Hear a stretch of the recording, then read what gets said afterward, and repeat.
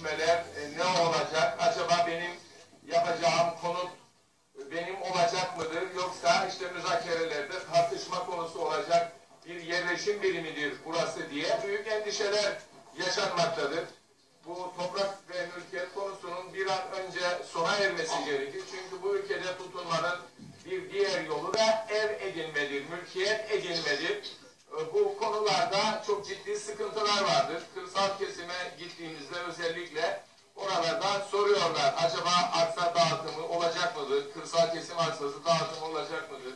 Ya kırsal kesim arsası aldım ama evimi yapamıyorum, maddi destek bulamıyorum, kredi bulamıyorum diye birçok şikayetler vardır.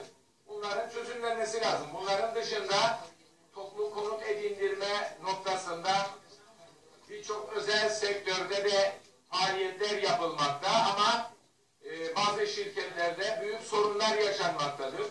İşte iflas eden bazı şirketler inşaatlarını tamamlamayıp ülkeden ayrılan, borçlu duruma düşen birçok şirketler olmuştu.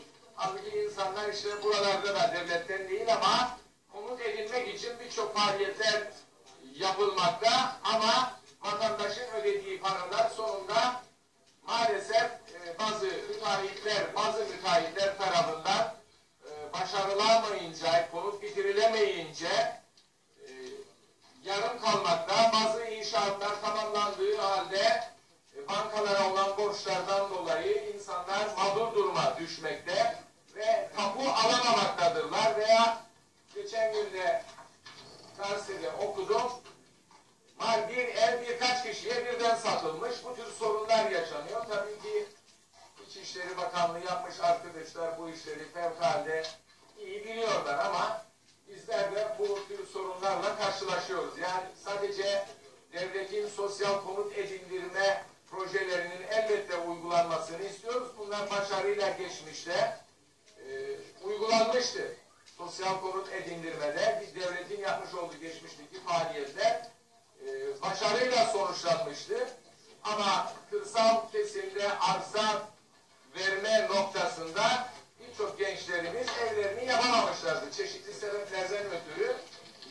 Bir de ifade ettiğim konuşmamın başında bu müzakere masasında birçok yerleşim biriminin adının geçmesinden dolayı siz kırsal kesim arsası verseniz de o bölgelerde insanlar tereddüt etmekte. Evimi yapayım mı yapmayayım mı diye büyük sıkıntılar içerisinde. Hatta evini yapanlar şimdi benim durumum ne olacak diye çeşitli sorular sormaktadırlar.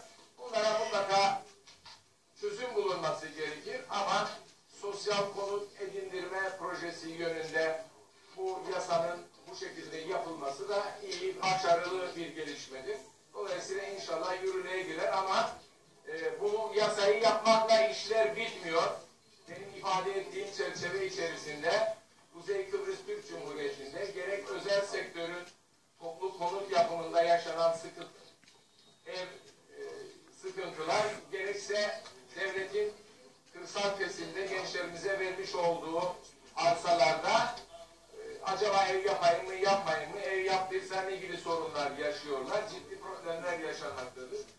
Bunların da dikkate alıp incelenmesi gerektiğini düşünüyorum. Saygılar sunuyorum.